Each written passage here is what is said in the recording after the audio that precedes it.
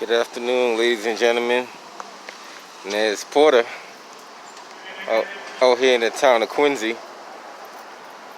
Just checking to see what's going on.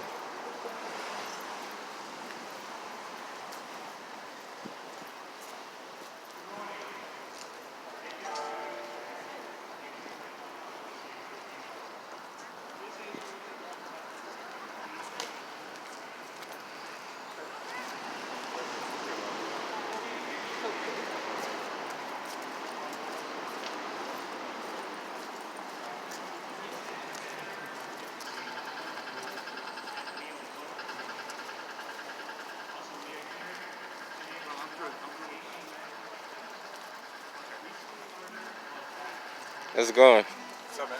All right. I know we just met, but I love your soul. All right, thanks, man. I really do. What's the sign say? Oh, check it out. Hate has no room here. You like that? I like that. All right, my man. Be safe out there. As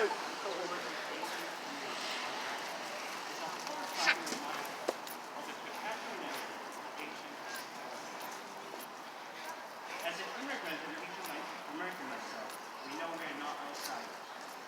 We love this country. This is our home by choice. These horrific incidents seeking to break us, seeking to divide us. We will not break and we will not stand down.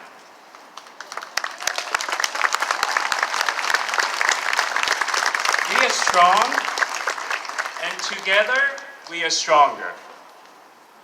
On behalf of the Asian American community, I want to thank you all and the elected officials and all our sponsor organizations to join us today. Before we start our program today, we ask you to join us for the moment of silence and for the ring of the bell in the Church of President in memory and honor of the hate crime victims in this country.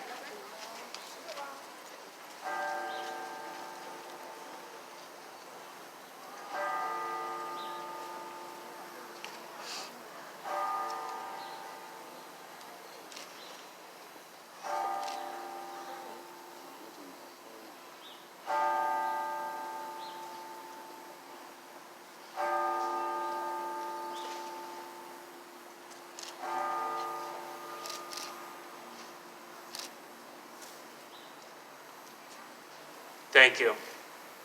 Please join us. Welcome Mayor Cook. Mayor.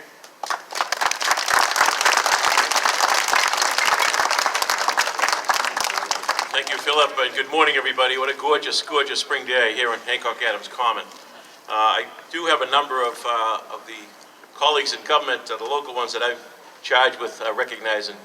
We do stand together truly today.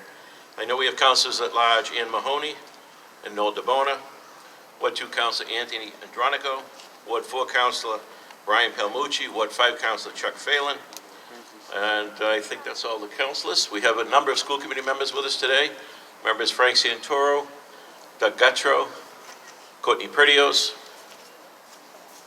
Kathy Hubley. I think we got all the city elected officials. I certainly want to give a warm welcome to Congressman Lynch, who's no stranger to our city, Attorney General Healy, another one who's no stranger to the city, you'll be hearing from shortly. Let me just say a couple of things. One is, not long ago, this past fall, we had an incident in the playground in the fall that a group of community members stood up and said, you know, we're not going to stand for this. There was some racist graffiti put on some of the new playground equipment. And Councilor Ian Kane put that group together and asked me to say a few things. And those same remarks come to me today. These acts of hatred and violence are done by individuals which I think are one of three possibilities. It's ignorance, it's a mental health issue, or it's pure evil. And let's not kid ourselves, there is evil in the world. But we can't not let those acts of violence, those individuals, define who we are. Because we know we're better than that. This city's been a gateway city, a welcoming city for over 100 years. The faces have changed, but about a third of our population for 100 years continues to be immigrants. And we're blessed for that. We're a better community for that. I think we could be a model for this country in so many ways. The the investment we make in education, investment we make in our parks and the quality of life issues that matter to every resident of our city. So I'm proud to stand here with our Asian brothers and sisters and really denounce any of these issues going across our country. There's so much more that brings us together as a people. We're all part of the same human family. We've got to learn that. We've got to come together as Americans and share that common ground that we know and we love. So I thank you for being here this morning, and I'm proud to stand with my colleagues in Quincy Asian Resources to say no to hate, no to violence.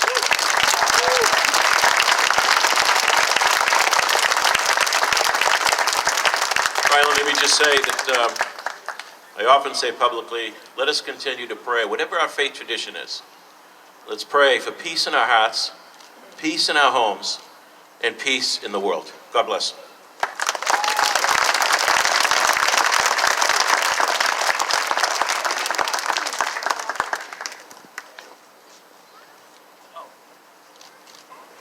Lost and found.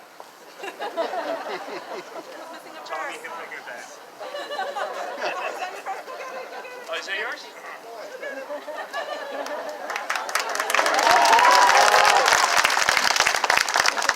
Thank you, Sharon. Thank you, Mayor. Very important message. Our next speaker, State Rep Jackie Chan.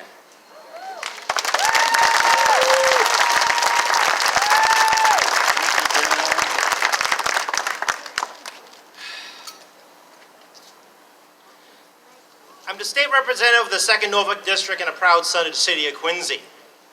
I live in a neighborhood that I represent that used to throw rocks at me and call me names on the street. I've lived here my entire adult life, actually my entire life when you come right down to it, since 1973, when there were very few people that looked like me. And today I see a crowd that looks more like me than ever. I know it.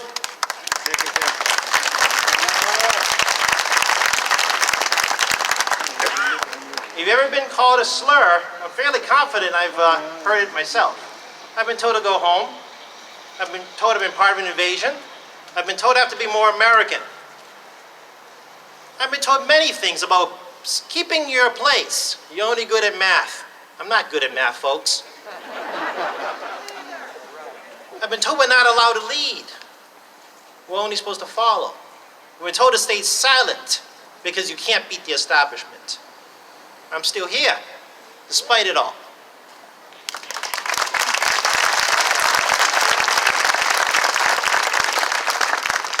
People often mistake racism as an issue of money and status. Take it from a guy who's a state representative who knows that is not true. Being an elected official does not immune me from the hatred that we live in this world today. It doesn't matter if you're a waiter, a computer scientist, a store manager. You may have some money, you may have no money, you may be very wealthy. None of that matters. You may be Korean, you may be Chinese, Filipino, Vietnamese, Cambodian, Burmese, Laotian, Hmong. That doesn't matter either, because we all look the same. And hatred has no bounds, because all of us are vulnerable. I know what it's like to be alone and isolated. Very much so. When you become the first in your school to look different. When you're first, first in your high school to actually meet other people of color. That is the first real experience when I got to PC High, meeting other people of color. And also not being recognized people of color that are your peers. The society we live around us isolates us. As has been pointed out, we're perpetual foreigners. But we're not. We came here, or my parents came here to find a better life. And those of us who are born here, are reminded that you're not born here. And the pain that's associated with that. And when you speak, no one listens, but you get blamed for not speaking. Those who know me knows I have a bit of a mouth. And I've been speaking loudly for decades. But again, it's our fault, we're too silent. Well, that's a farce. We've been told you can't win, but here I stand. We've been told that it's our responsibility to have us learn English, us to assimilate, us to become more American. How dare they? How dare them to tell me I'm not American? You all know what I'm saying because I can hear the silence. You know what my words mean. Times have changed, and they're changing for the better in my mind, but we're still a long way to go. Being Chinese, Filipino, Vietnamese, Cambodian, Korean, Japanese, and Asian is a matter of inches. Not miles, not yards, inches. More so than any other person of color in this country, we battle in inches. And that is unrecognized by the population around us.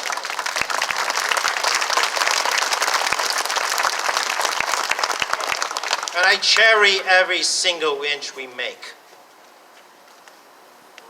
Every single inch. We have good fortune with us today because we have people that listen. The people behind us that you see here. The people going to be speaking after me, they have heard. And I ask that you do stay to listen to them all, to hear their stories beyond mine. The Speaker of the House, Ron Mariano, has listened and heard. He regrets he cannot be here today, along with my colleagues Bruce Ayers and Dan Hunt. But it isn't because they are not listening. We have 8 members of the House of Representatives who are of Asian descent. 4 of them are immigrants. 10 years ago, there were none. The Quincy City Council has more diversity than I've ever seen in my life. And we hope to have more. But those voices in government like ourselves cannot be silenced. We must be heard. And we can only be heard through your help. The Speaker has made a commitment that he will continue to listen and we will do something. We're not sure what, but we're going to be doing something. Because the conversation continues on Beacon Hill. But it also happens in Washington, D.C. with Tammy Duckworth and Congresswoman Chu. Conversation occurs in the City Hall. And this conversation must not end, as I've seen far too often in my life. This is not my first rodeo, folks. I've seen this happen before. The conversation stops. It ends pretty quickly, and I cannot stand alone to be the lone voice in this world like I've done before. This is my home. I do love my country. I swore several oaths to it already. I stand on behalf of my state with enormous pride. I enjoy living in my city, and I'm a proud son of Wallaston because I adore my neighborhood. And I feel safe in my home. But being a scared child has never left me. It never will. But as some of you have met me before, fear has never defined me. It never has and never will.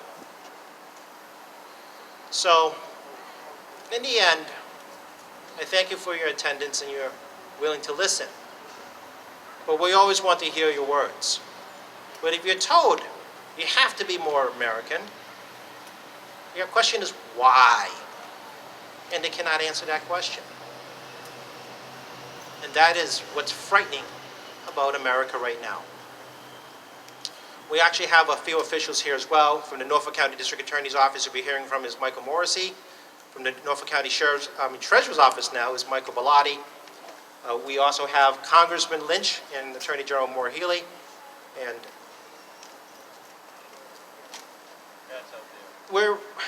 that's true. We have the Norfolk County Sheriff Patrick McDermott standing in the crowd back there. You can see the big star in his shirt if you question which one it is. And I see my good friend Alicia Gardner, who I worked many years with, and is former Ward 6 counselor. So, I have a few friends around the block. They've been around more than a few years. I'd like to say my treads and the tires are running out. And I look at the future and I'm hoping for new treads to show up. Don't stop the conversation, folks. Remind people the conversation doesn't end. Because if it does, we become invisible again. Thank you very much, and I'd like to introduce Congressman Stephen Lynch.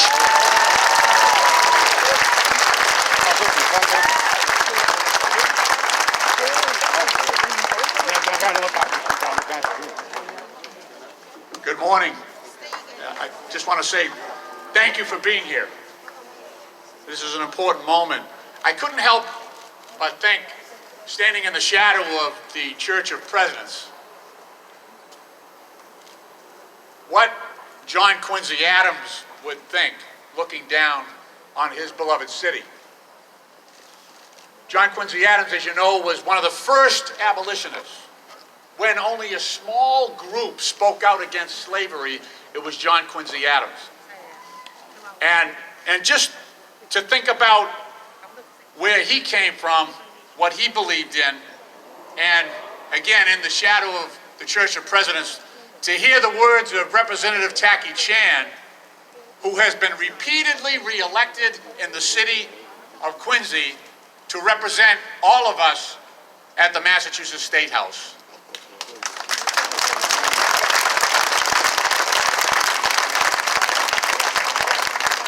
To think about what John Quincy Adams might think of the fact that the city of Quincy City Council is led by Nina Lang, an Asian American who presides over the city legislature, and Noel Gabona, who stands behind me, who also has tremendous responsibility and has been elected by the people of Quincy to represent all of us.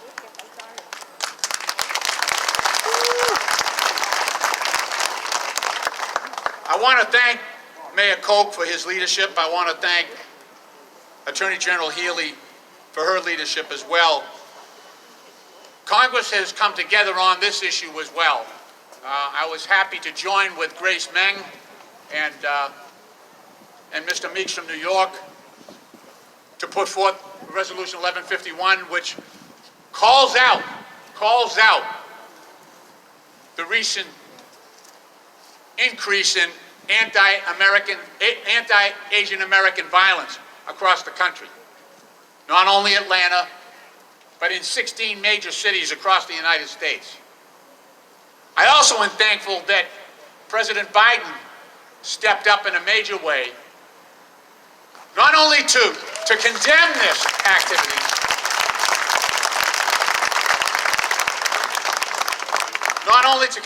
activity, but also to put money behind it. So House Resolution 151, our resolution, condemns all forms of anti-Asian American sentiment, and it calls on the federal and local and state officials to expeditiously investigate all credible reports of hate crimes, harassment, bullying, and threats against Asian American and Pacific Islanders communities nationwide. We also, in the House, passed H.R. 1843, the COVID-19 Hate Crimes Act, to require the Department of Justice to assign a point person to expedite the review of COVID-related hate crimes.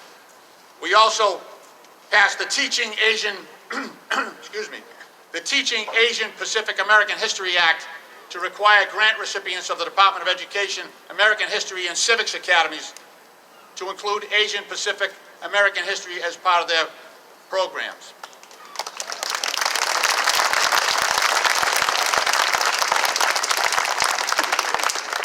I'm also proud to be a co-sponsor of H.R.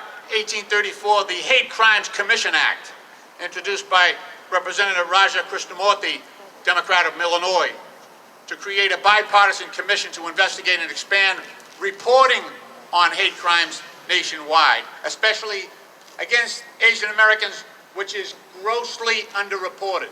There have been 3,800 reports of violence, ones that we know we have evidence on, but as you know, in many cases, people fail to report. They don't feel safe to do so. Attorney General Merrick Garland has also ordered an expedited review on how DOJ can better prioritize investigations and prosecutions of people responsible for hate crimes against the AAPI community. This is pretty basic, though. What we are dealing with, and I'm very proud to represent Quincy in the United States Congress.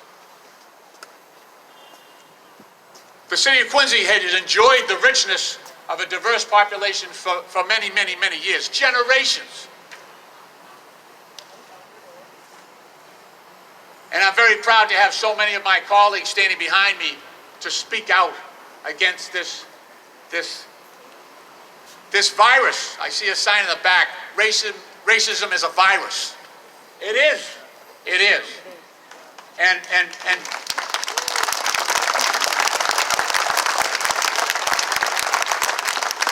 it is sad to say that the director of the CDC, the Center for Disease Control, yesterday declared that racism in America is an actual public health threat.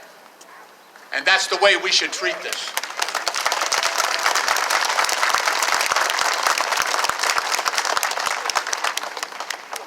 The bottom line is we want all our children to grow up and to know that they are loved. Not only by their families, but by their community.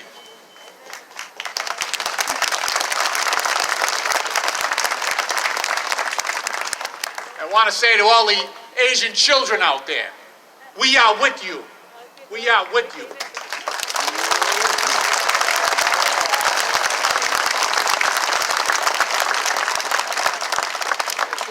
We all have work to do. We all have work to do.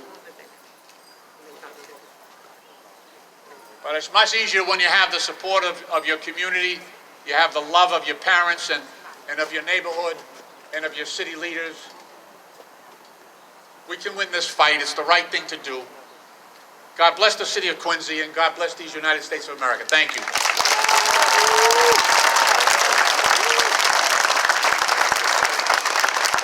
Thank you, Congressman Lynch.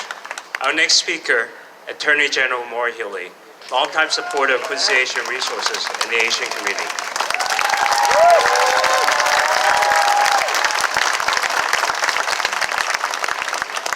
Well, good morning, good afternoon, Quincy. It is so amazing to see so many people out here today. I am honored, I am privileged to be here. I want to thank Mayor Koch for his leadership, as evidenced by the gathering here today. I want to thank my colleagues in government. We just heard from Congressman Lynch, who announced really important measures that our United States government is taking on behalf of all of us. So I want to thank Congressman Lynch for all that he's doing. To be joined, give a clap for both of them, yes.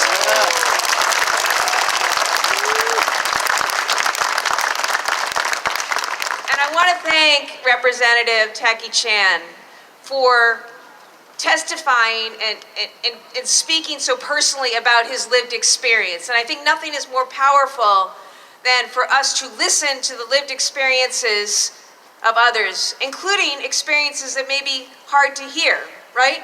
But isn't it amazing that Taki has gone on to be elected, and yes, re-elected, and here he is today with Mom. She's so proud, right?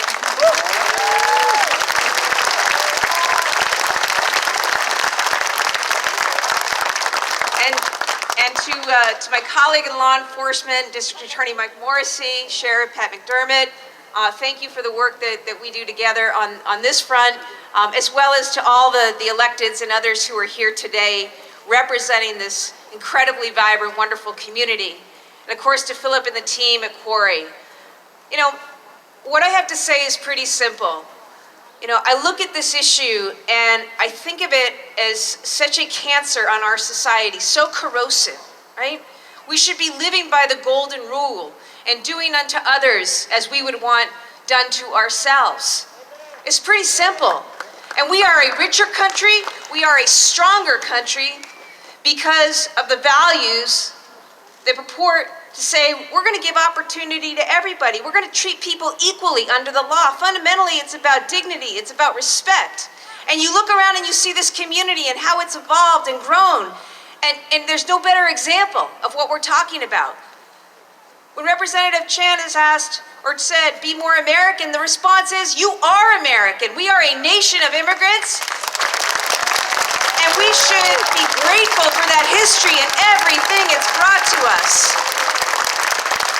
So I want the celebration and the solidarity. That's what coming out today is all about. And seeing the intersectionality in all of this, right? Whether you're being discriminated against because of your race, your ethnicity, your country of origin, who you love, your identity, your gender, doesn't matter. It's the same idea, right? An effort to put somebody else down. It's not going to make that person feel better. It's not going to serve them. And more importantly, it's not only an affront to that victim, it's an affront to the entire community, right? So speak up and continue to show up. And to members of the AAPI community, we see you, we hear you, and we will all continue to stand with you. As your Attorney General, I promise I'll keep my hate crimes hotline open. Make sure you report to us incidents so we can get on it. You know, also, please, I hope that people support my hate crimes legislation. We're modernizing that because we actually want the tools. There's a point about education, right? There's a point about training and the work that's going on in schools and communities. What Corey is doing is awesome, so important. But at the end of the day, as the mayor says, there are some people who are acting in purely evil, racist ways. And we need the tools to be able to hold those perpetrators accountable, okay? So that's one thing that I'd like support on. Again, thank you for being here today. It's a beautiful day. I know you'll show up even when the sun is not shining. But God bless Quincy and all the wonderful folks in our AAPI community and the broader community that we celebrate today. Thank you very much, Mr. Mayor, for having me.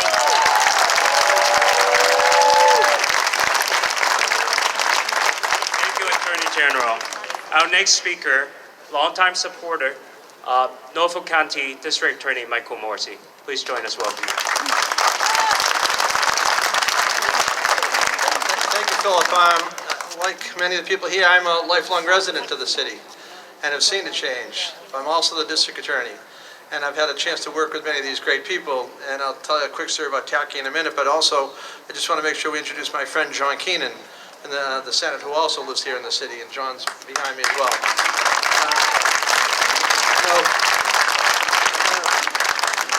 I was very fortunate when I was in the Senate to have some very talented people around me, and I'm one of the people who know that Tacky is not good in math, because I had the chance to work with him for over a decade, and so, but I can tell you one thing, he's one of the most talented people that's ever worked for me. And most people would say, and I have to admit sometimes when people say Tacky Chan, I worked for Tacky Chan, because he taught me more about the Asian community during his time in the legislature. He helped me set up the first Asian Commission. I filed the legislation to set up the statewide Asian Commission. I worked with Tacky when he started Quarry, and I've been a long-time supporter, as Philip said, because of that relationship. It's those relationships that we have with our friends and neighbors that we have to build on to make this a strong community. And so it's not by any strange occurrence that the Attorney General is trying to strengthen the hate crimes law in this Commonwealth. That we in the District Attorney's Office have learned a lot from people like Grace Lee, who you're going to hear from today. We have help. We have people who can do some of this work. We can change some laws. We can make things better. But the Speaker of the House went to who? Tacky Chan, to help work and make this a better piece of legislation. And Tacky has reached out to talk to people on the street, the police community, the district attorneys. So I just wanted to say, as many have said, we're here to listen to your stories, but we're here to help. And Tacky always reminds me, do not be afraid to come forward and speak out, because we can and we will try to help. We may not always have the answers, but we'll try to get the answer. We'll try to get you the help you need. And so don't let those crimes stay unreported. Don't let the criticism, people, the hate that's out there, say something. We'll try to help. And so finally, I just want to say I'm proud to be a member of a community that I would like to say is a no place for hate community. And we are standing with you today. Thank you all for coming.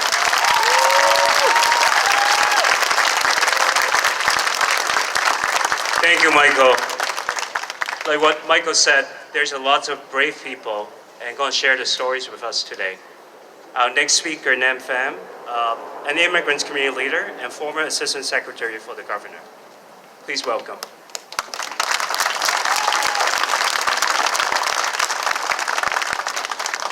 Good morning. My name is Nam Pham. Before I share with you a couple of my thoughts, I would like to ask you to do a little thing with me. I see many signs out there. So if I say hate, please say no more. Okay? Try. Hate. No more. Hate. No more. Asian hate. No more. Thank you so much.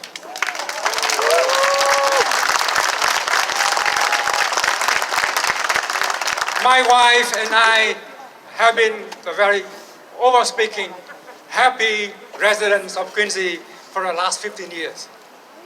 We are lucky that we live first in Massachusetts, second in Quincy, where we have good leaders who recognize that Asian American can help America to fulfill its promise of freedom, opportunity, equality for all.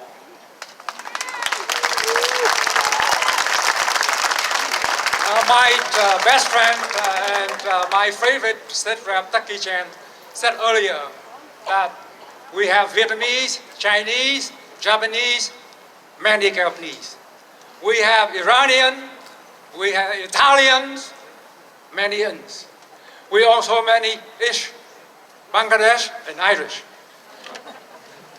Such a diverse thing, but we are in the same boat.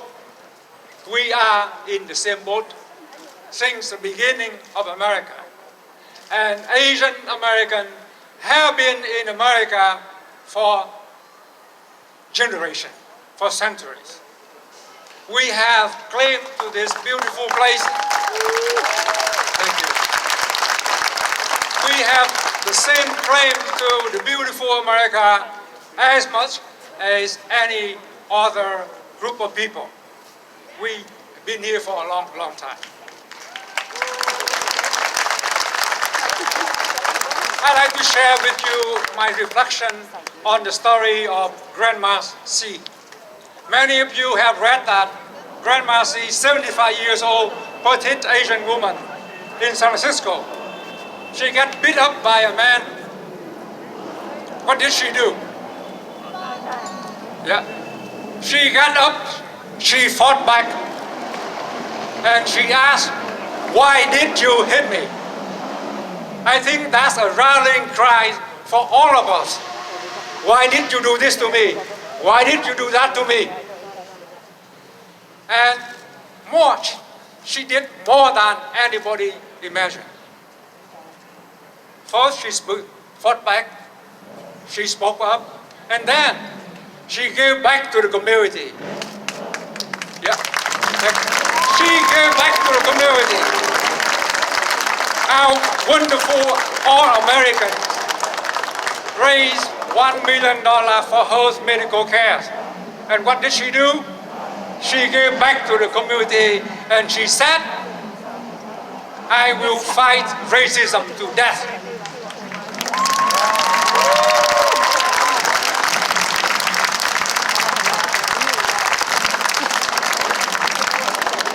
If Miss Rosa Parks was the image for our civil rights struggle in the 60s, I hope that the image, the picture of Grandma C will be our 21st century symbol for equality and opportunity.